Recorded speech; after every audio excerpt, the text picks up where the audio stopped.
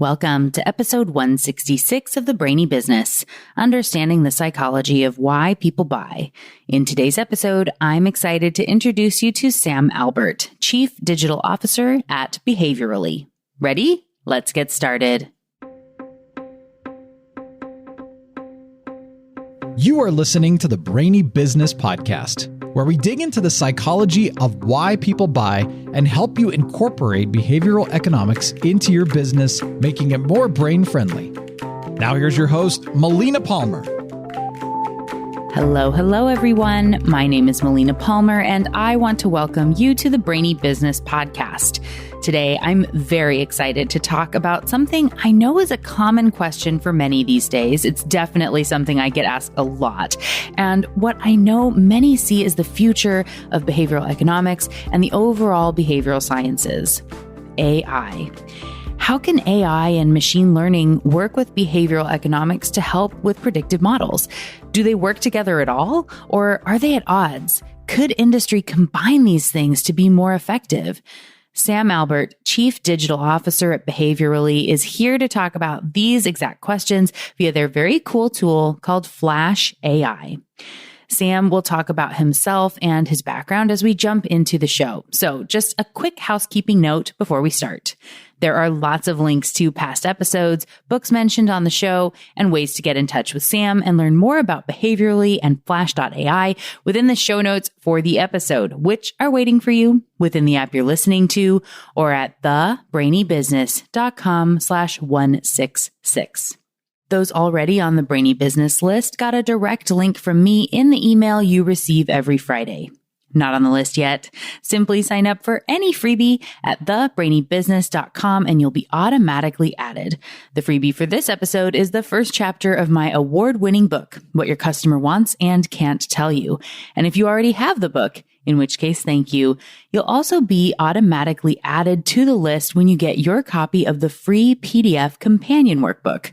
Both are housed in our free behavioral economics community called the Be Thoughtful Revolution. There's a link to join that global community in those show notes as well. Now let's jump right in. Sam Albert, welcome to the Brainy Business Podcast.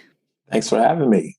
Absolutely. Very excited to have you here. I always love to have our guests introduce themselves. So please tell the audience a little bit about you and your background and how you got into this crazy, amazing world of behavioral economics and behavioral science. Well, I guess may not be too unlike a lot of other people, but I fell into it. So wasn't on a charted path and kind of grew up as a kid saying, I'm going to do B-Sci and work in behavioral science when I grow up. Yeah. Wasn't anything like that. So basically, coming out of college, said I was actually a pre-law political science major, said, well, need to find something to do. We're going to go to law school. Had all these dreams of doing all of that.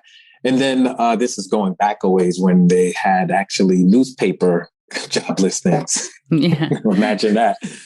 Saw an internship for a local company and applied to it. And it was for a PRS. And so ended up actually getting that job and doing some work on the internship side, which was mostly shopping and that kind of thing. But ended up getting a job on the research side after the end of the internship. And it kind of all just started from there. Started working on the client side, working on research projects. And back then, I mean, I like to say we were doing essentially B-Sci, and before it was a really B-Sci, before it was called that, we spent a lot of time looking at not just measuring response, but also observing. So one thing that we did was we had tools and techniques even back then that were, for the time, very tech forward. So eye tracking at the time. There weren't too many people using eye tracking. And that was one of our tools that we used to understand behavior versus asking people about what they did. It kind of started from way back then, from those kind of basic tools to where we are now with Behaviorally and some of the tech forward tools that we're using today to really understand consumer behavior. Yeah. And so for the background of listeners, so PRS changed their name to Behaviorally, I believe in January of 2021, right? Exactly. Jan Feb. So we changed the name. The name I think now number one is cooler for one to start with. But two is more apropos for what we're doing, really trying to understand consumer behavior and more importantly, help our clients essentially make good decisions based on that behavior. So it's on both fronts, behaviorally really is apropos for what we do. Yeah. And so from a poli-sci law interest to now being the chief digital officer at Behaviorally, was that an on-the-job training? Like you said, as you guys were new, early on in a lot of the field, there's a lot of that on-the-job insight that's so valuable, especially early on versus, going back and doing academic research or anything like that. Like just a little bit more about you and your interests and how that's kind of shaped, some of what's going on in your work. Yeah, it's probably more of an on-the-job type of thing where as you did these projects, each individual projects had its own nuances, but you had to frame things in a way that, again, at the time I didn't know we were doing this, but they were from a B-side perspective. So for example, going back to some of our old sayings, unseen is unsold. So that's kind of talking about the whole idea of breakthrough on shelf. And again, a behavior that a lot of times consumers would tell you one thing, but then you'd observe them and they're doing something completely different. And you have to tie those two pieces together. So when you start thinking about system one and system two, it's basically that, looking at system one behavior, basically understanding how consumers are acting or reacting to certain stimuli in store. And then what they tell you that they actually would do or how they feel or whatever the case may be could be different, could line up, but it's about tying those two pieces together and telling one cohesive story that is going to essentially help our clients understand what they need to do and make those good business decisions to push their businesses forward. Right. Well, and like, as you said, we really couldn't have grown up with this dream of being a behavioral scientist because it just wasn't a publicly known field. It didn't exist. Exactly. I've talked about it a lot on the show so I got my undergrad in marketing and business administration and worked in branding. And there was like this tiny little bit in one class on buyer psychology. And I was like, yes, like I want to do this. This is amazing. And I spent 10 years calling universities that said, not a thing. That doesn't exist. Sorry. And just not knowing what the path might be and what was brewing up in the psychology departments or an econ space or just so many fascinating. I love hearing how people's paths have made here, where it's like engineers that ended up pursuing behavioral economics. So it just is a lot of fun to kind of hear in a world where it's being created as we're all making it, right? So getting to see all those paths and how it comes together. And I think that's really helped to shape the field in a way that there's so much insight from all these differing spaces. The brain is so complex. I enjoy that. No, there's not just a set path that you have to go through to be a behavioral scientist. I think that's great. No, absolutely. It's something that can be applied to pretty much every aspect of our lives. And it's happening unbeknownst to us every day in every decision that we make. So it's just taking that and just getting a better understanding of how those decisions are made. And so I think it's just generally interesting for most people. And we just happen to be applying it to market research. Yeah. So let's then talk a little bit about, this future of people are talking about like machine learning and AI and what that's going to be in behavioral science, and knowing I know that it was on a docket for 2020, many conferences that were set up originally to be really focusing on that. Of course, there was a little hiccup that happened in that process. Just a little bit. Yeah, just a little shift in all of our plans. But you all at Behaviorally have Flash AI, some really cool stuff you're doing there. And because I know this AI side is so top of mind, pun intended, I suppose, tell a little bit about what Flash AI is and what cool research y'all are doing. Yeah, Flash AI is basically, so as you mentioned, the industry has been moving on this trajectory towards machine learning and more broadly leveraging AI. I don't know that there's been anyone yet who's kind of cracked the code, and because it's so very early in its inception, it's kind of the Wild West out there. So it's just figuring out how to put something together that's actually not just a marketing gimmick that's really going to pull in real BSI into it. And also on the back end is going to be predictive, right? Because in the end, that's what our clients need, is something that's going to give them the right answers to the business questions that they have in the long run. So what we did was we came up with a system called Flash.ai. And the key to our system, there's a couple things. First and foremost, going back to this history that we have a database, and that database is not just a bunch of numbers kind of sitting in a repository. That database is actually broken up into system 1 behaviors and system 2 behaviors. So we're able to take those learnings and apply them to the machine so that the machine can basically learn how to kind of mimic those behaviors. So that's kind of the first piece that's really critical to at least our system working. It's based on previous behaviors. Number 2, our system applies image recognition, right? So I think it's like 80%, if I'm not mistaken, of what you take in the world is through your visual. I mean, you do have other senses, touch, smell, so on and so forth, but most of it is you're reacting to visuals. So our system basically takes that approach, and the machine basically reacts to the visuals in a similar way as what a human would do. And so we take those two pieces, put them together so that the machine is basically reacting to those visuals via image recognition.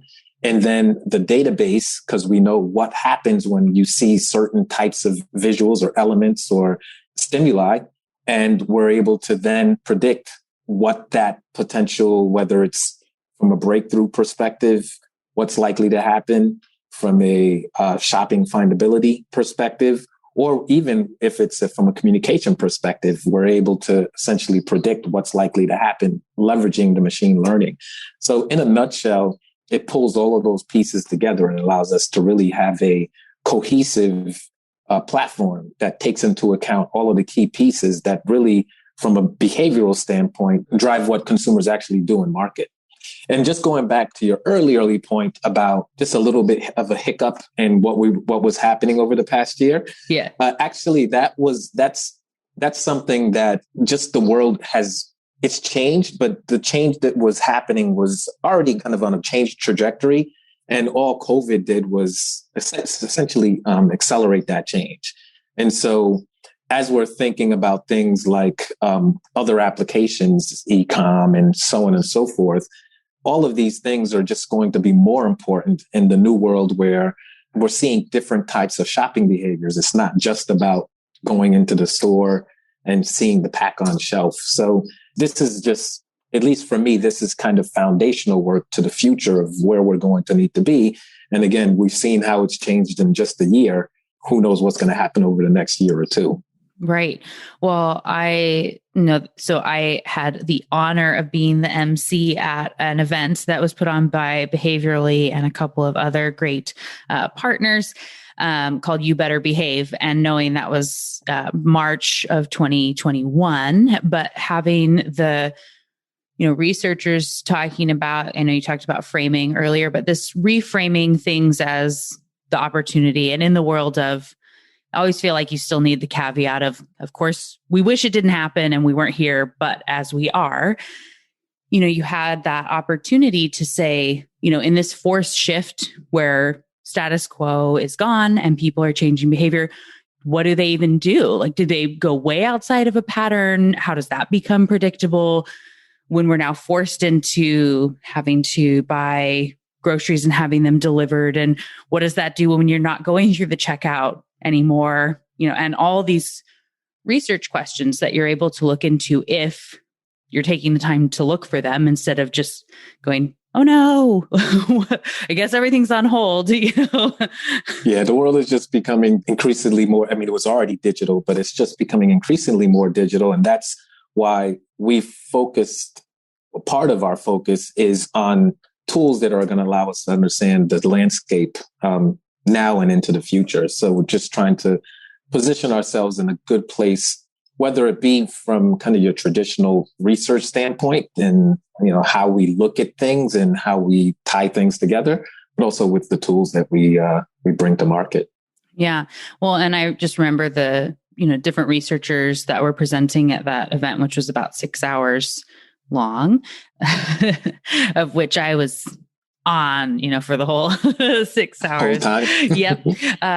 But with that, they're talking about, this is the second Easter where we're going to be, and it's going to be the second, Halloween potentially and 4th of July and just all these things where, you're going into a next summer and what can be learned and applied. And so I am curious. I want to talk about some of the case studies you have from Flash AI. There are some really cool ones within there. And perhaps it's, a case study and then answering this question, but I don't want to forget it, which is, so with the research and knowing that the machine is doing learning, of course, and it's programmed to be like the human brain.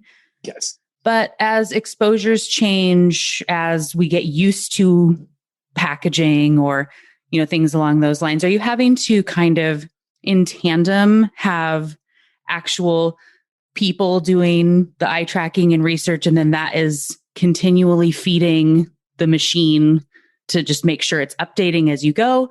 Or are we relying on what the machine thinks will happen? No, it's actually, it's more the former. So it's a dynamic system where the existing work that we're doing is feeding the future work and the future models that are being built. So the models are continuously being updated to essentially reflect the real world. So that was a key piece to us.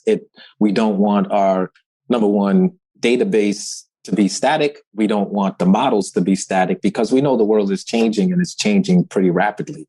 So absolutely, we make sure that those models are continuously being updated and reflect the real world as it is today. Yeah.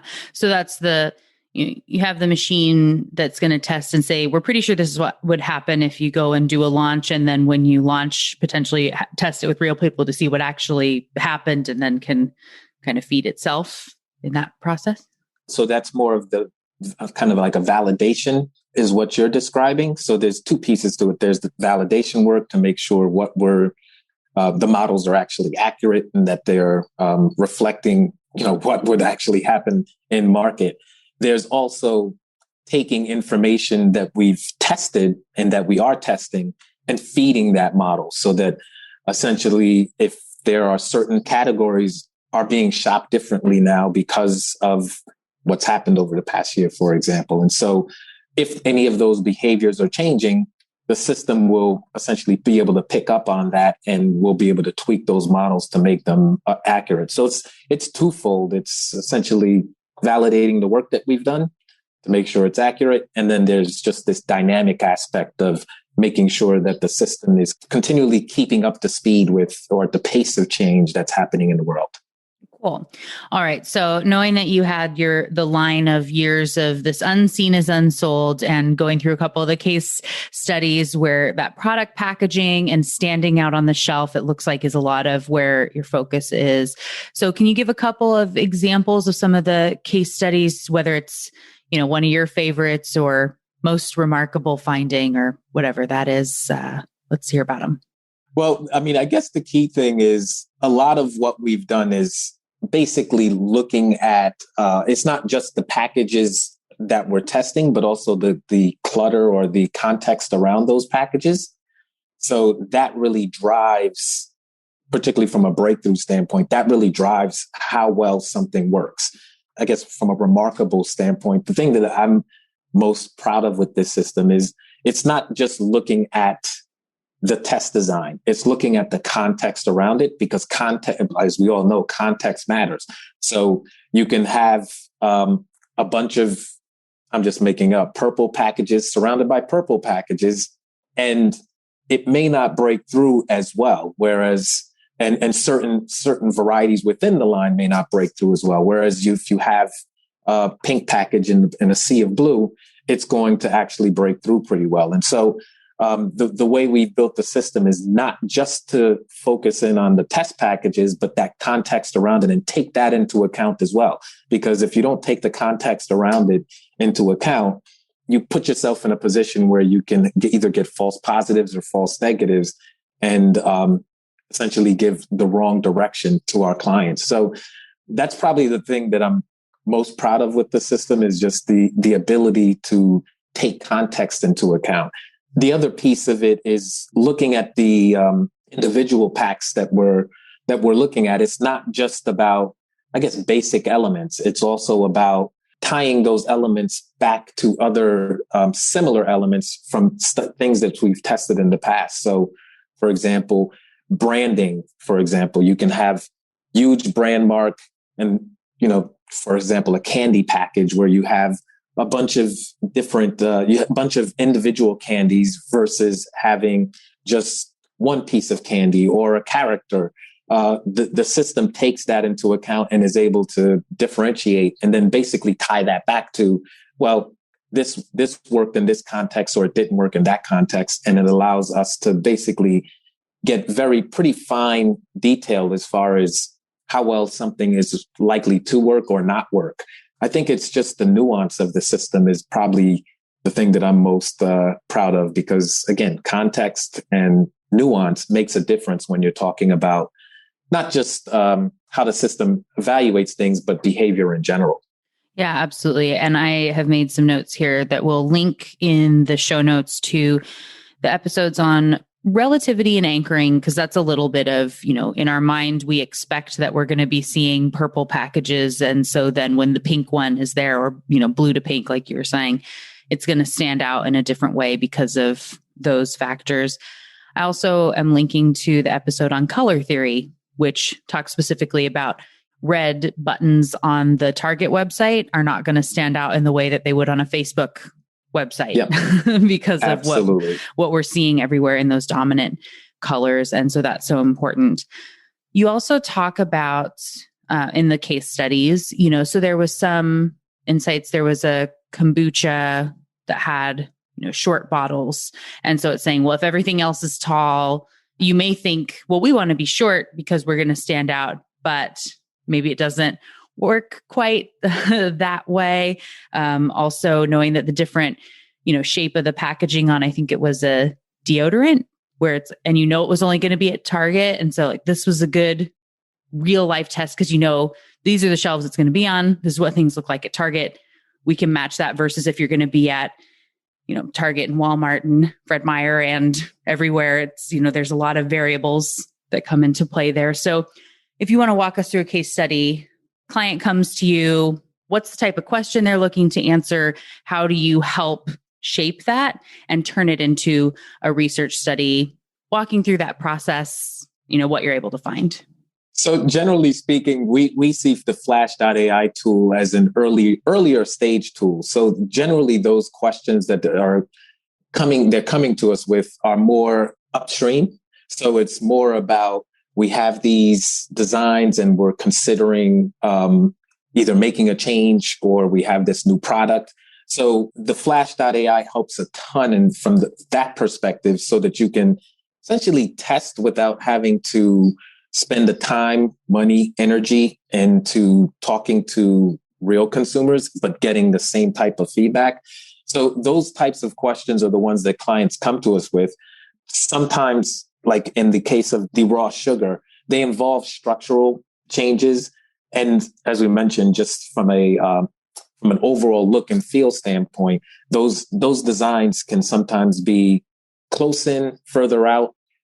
It really just depends on what their challenge is. So basically, that's why it's critically important for our design, particularly when it's talking about new products, new unique products, to understand that breakthrough at shelf, how those packages are going to work when they're essentially standing in a sea of clutter versus the consumer has it in their hand and they're picking it up and they're making that last decision, essentially whether to put it in whether it's the virtual cart or whether it's the physical card to take it home and to purchase that item. So that's generally how it works, and when when clients are coming to us to get learning on their packages using Flash.ai.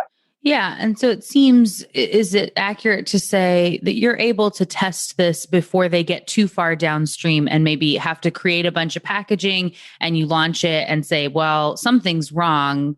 Can you help? What did we mess up? And then you have already pre-printed umpteen zillion packages that you have to get through or you throw away and have the loss on, where because you're using the AI and other virtual techniques, you're able to test a mock-up essentially of what they're thinking about putting out, and to say, to use the kombucha, to where we say, okay, yes, the being different is important, but short is not where you want to differentiate because it's not standing out. Or there was the ACT mouthwash, and where it's great to be having something without a bunch of dye in it. However, you don't see it because it's clear. So something needs to happen so that it can stand out against its competition.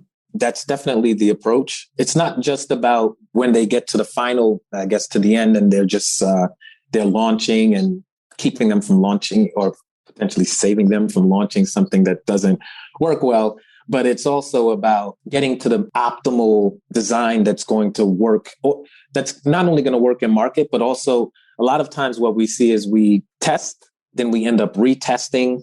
And there's a lot of work, and a lot of our clients' time is not just money, but it's even more important than money, because you're dealing with short turnarounds. You're dealing with needing to get in market pretty quickly and tight timelines. So basically, the Flash.ai lets you essentially evaluate those upfront, not have to do a bunch of rework. And then when you go to market, be confident that what you've evaluated is really going to have the impact that you intended. Also, what goes into the research, because we're not saying, the other thing, just to be clear, we're not saying this is to replace the final validation. This is really the first step. And then hopefully it siphons down the different options that would go into a full test. And then you can fully validate those and essentially do any fine tuning that you need. So it's just improving your odds of success in the end. I mean, I've used the analogy of the gambling analogy to basically make this point as well, because a lot of times our clients are to some degree gambling just in the back room, figuring out, oh, well, this person likes this design. My gut says this design is better. But to some degree, that's just gambling without having a sense of what may or may not work. The idea is to up those odds of having something that will work by having data to go base that on. And then if you think about the gambling analogy, then you start to play with house money, basically, when you're doing that. And it gives you just a much better chance of success in the end. So that's the thinking. Yeah.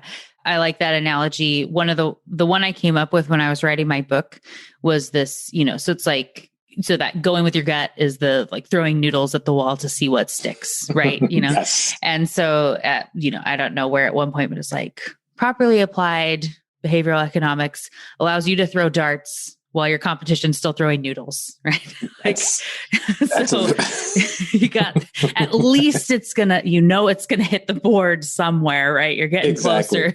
You can work on your aim as you go. Exactly. Yeah. It's the same idea. Idea. Yeah, absolutely. So as you look at the future, like you said, it is sort of the Wild West in AI and this machine learning and knowing what that means for being able to more accurately predict behavior. If you think about the next 5 years, what gets you excited? What are you all looking to be able to incorporate, or just, what do you think people should be having top of mind in this area? Yeah, I mean, AI isn't going away. It's just a matter of what that looks like in the future. I mean, I think there's still going to be a place for real consumers to give feedback, because in the end, that's what we're trying to replicate. It's just where that's headed. So, I mean, e-com obviously is a big part of that. And as that grows, I think the natural shift is going to be more towards that when you start looking at places like what's happening in China, where I believe this year, basically, they're the first country where over 50% of their retail sales are going to be online this year.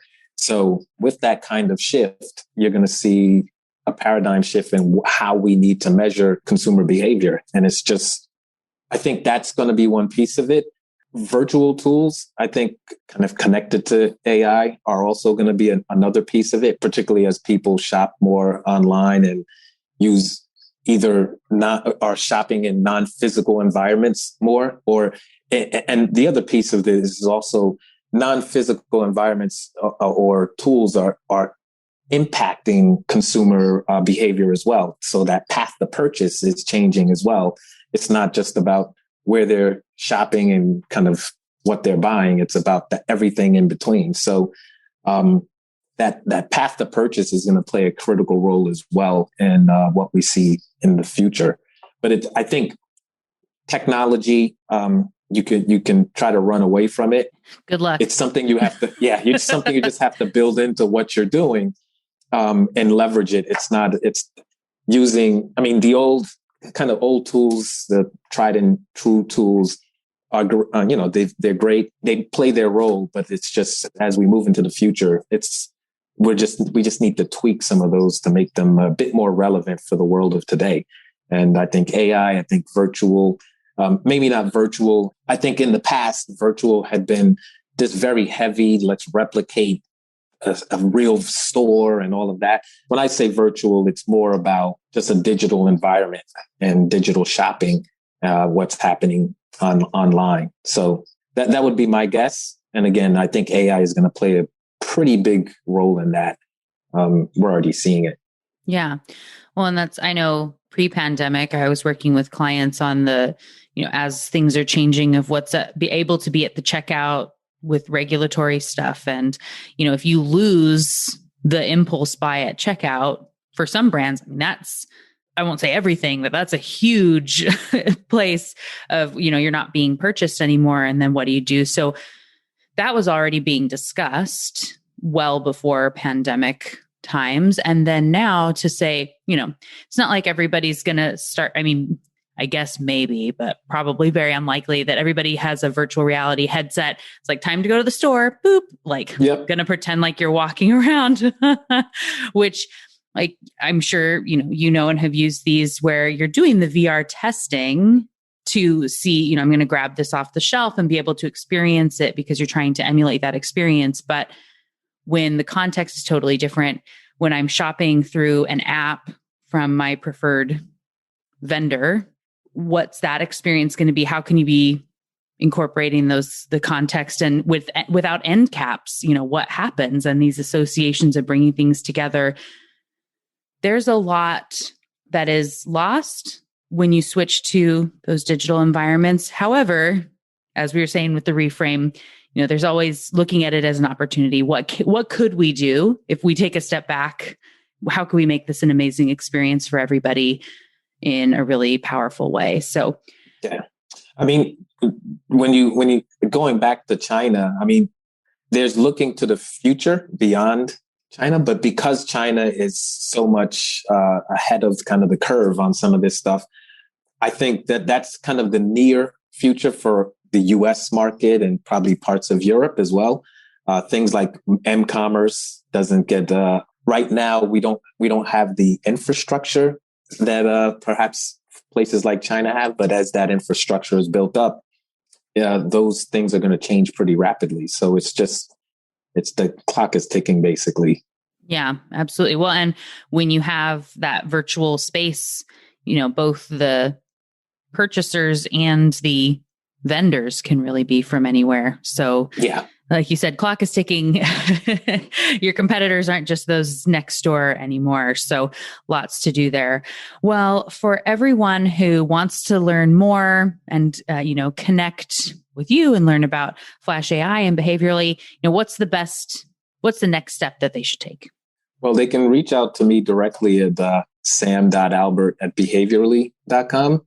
that's one place. Our website is a good place to start if you're just perusing or just want to get a little bit more info, and just reaching out to us directly. It's pretty simple as that. We're here to help you, and happy to wherever we can. Awesome. Well, I will, of course, link to the Behaviorally website. I'll link to some of these case studies that we talked to using Flash AI. As a reminder to listeners to save our guests' email inboxes, I will not be actually typing out and leaving a link to Sam's email address on the internet because nobody needs all that spam. So that's one to take a note. It won't be in the show notes, but it exists and you can be ahead of the curve to go ahead and grab that. So once again, Sam Albert, thanks so much for joining me. It has been a lot of fun and interesting to hear, what y'all are doing on that forefront of AI and behavioral science. Yeah, absolutely. Again, thanks for having us, and look out for more to come on the AI front. There's stuff cooking in the kitchen right now. Ooh, exciting. I look forward to hearing about it. Thank you again to Sam Albert for joining me on the show today. What got your brain buzzing in today's conversation? For me, I find the insights from packaging and placement to be so intriguing. I love a good puzzle, and thinking through the balance of various concepts that may feel to be at odds, like wanting to stand out and be different, but then knowing what's too different, or if something is presented in a way that will actually encourage the eye to be drawn to your competition.